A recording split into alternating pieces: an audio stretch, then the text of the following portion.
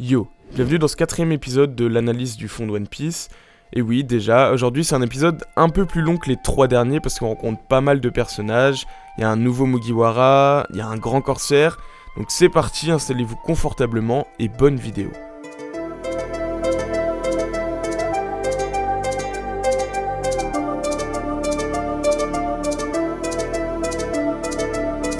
Sur le chemin de leur prochaine destination, les Mugiwara ils vont croiser la route de Johnny et Dyosaku. C'est des chasseurs de primes et des anciens partenaires de Zoro. Ils sont pas intéressants, ils sont un peu débiles, mais il fallait que je vous les introduise pour que vous soyez pas trop perdus si j'en reparle plus tard. Luffy, à ce moment-là de l'histoire, il veut un cuisinier dans son navire. Et ils vont apprendre qu'il y a un restaurant sur la mer non loin de là où ils se trouvent. Au moment où ils arrivent devant un merveilleux bateau-restaurant, un navire de la marine commandé par le lieutenant Full Body va s'arrêter à côté d'eux. On découvrira plus tard que Full Body c'est un féru de vin, et c'est pour ça qu'on l'appelle Full Body parce que c'est un terme qui désigne un vin qui a un fort caractère.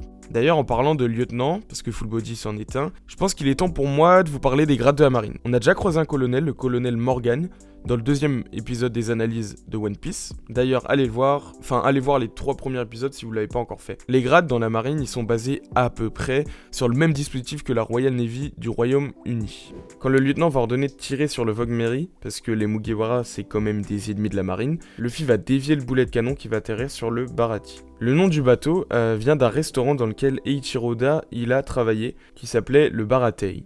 Quant à son apparence, il ressemble au Bonsai River Cruise, un bateau-restaurant vietnamien plutôt connu. Le chef de ce restaurant, Zef, est surnommé Zef au pied rouge, car avant d'être un cuisinier dans le Baratie, c'était un pirate. Et après un de ses combats, ses chaussures elles étaient recouvertes de sang. Je vous fais pas un dessin du pourquoi du comment. Toujours est-il que ce surnom, ce serait peut-être une référence au pirate écossais Red Legs Greaves, qui veut littéralement dire jambes rouges. Et on note aussi que la particularité d'être unijambiste, ça rappelle quelques pirates comme Long John Silver par exemple, le personnage issu du roman de Robert Louis Stevenson, L'île au trésor, paru en 1883. Luffy qui a fait des dégâts en arrivant malencontreusement sur le Baratie doit travailler au sein du bateau pour rembourser les dommages qu'il a causés. Normal. Full Body, accompagné d'une demoiselle que l'on retrouve finalement dans le restaurant, va s'effriter avec un serveur blondinet qui s'appelle Sanji. Il y a un insecte dans ma soupe, c'est inadmissible. J'ai jamais vu ça. Un insecte. Mais regarde, à ton avis c'est quoi? Allez, dis-le. La réputation du restaurant va en prendre un coup bien fait. Eh bien, monsieur, je suis vraiment désolé. Je suis incapable de satisfaire votre curiosité, je l'avoue. Je n'ai aucune compétence en matière d'insectes, ce n'est pas mon rayon. Ce personnage est inspiré de ce que Oda imagine des Français, c'est-à-dire une personne galante et élégante. Bon, c'est pas tellement la réalité en ce qui concerne les Français. Comment ça, pas mal les bzaises? Sa tête, elle est inspirée de l'acteur Steve Buscemi dans son rôle dans Reservoir Dogs de Quentin Tarantino, sorti en 1992. Très très bon film d'ailleurs. Aussi, je pense que vous le saviez peut-être, mais initialement, Sanji, il devait s'appeler Naruto, en rapport à la décoration culinaire japonaise avec sa forme en spirale, d'où ses petits sourcils vrillés. Mais à l'époque où le personnage il a été pensé, il y a un certain manga qui a vu le jour, et c'est Naruto.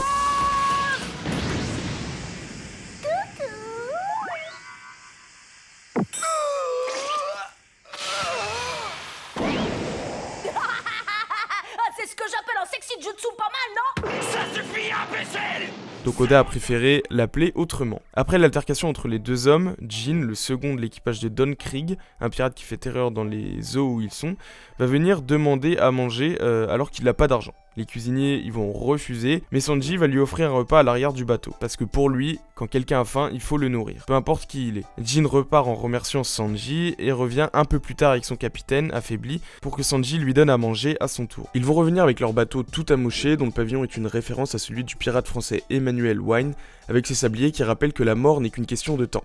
Il va le nourrir, mais Don Krieg, qui signifie guerre en allemand, on va vite comprendre pourquoi d'ailleurs, va le frapper violemment. Le pirate va demander au cuisinier de quitter le bateau pour le lui donner parce que ses navires ils ont récemment été détruits par un épéiste. Zoro. 誰だあいつ？俺が探し続けた男だ。鷹の目のミホーク。鷹の目のミホーク。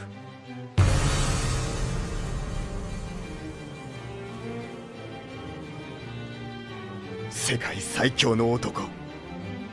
Au moment où la guerre elle éclate entre les pirates et les cuistots, l'homme qui a détruit les navires de Don Krieg fait son apparition. Il s'agit de Dracul Mihawk, l'épéiste le plus fort du monde. Le nom de cet homme il regroupe deux mots, Mi qui signifie regard en japonais et Hawk qui signifie faucon en anglais, ce qui donne son fameux surnom œil de faucon. L'apparence d'œil de faucon ressemble à celle de Bartholomew Robert, un pirate britannique du XVIIIe siècle. Sa carrière de pirate elle est considérée comme l'une des plus réussies parce qu'il aurait coulé plusieurs centaines de navires en seulement 2 ans. Après c'est très approximatif. Quand Zoro va apprendre que l'épéiste le plus fort du monde est présent, il va vouloir l'affronter en duel. Parce que l'objectif de Zoro, le rêve de Zoro, c'est de devenir le plus grand épéiste du monde. À côté de ça, Luffy il va se battre contre Krieg et Sanji contre Jin. Ils vont tous gagner leur duel sauf Zoro, qui va se faire battre facilement par Mihawk, mais c'est normal, c'est quand même le plus grand épéiste du monde, qui va lui laisser la vie sauve à l'issue du combat, parce qu'il a conscience de la valeur de Zoro. Dracul Mihawk c'est un grand corsaire, mais je préfère attendre un petit peu avant d'expliquer le rôle des grands corsaires de One Piece et dans la réalité. On va attendre que tous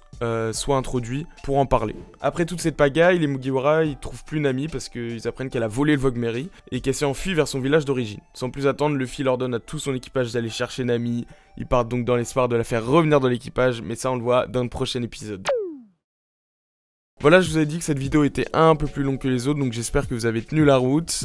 Si vous êtes jusqu'ici, c'est que, encore une fois, la vidéo vous a plu et j'en suis ravi. Moi, je vous dis à la prochaine. Ciao.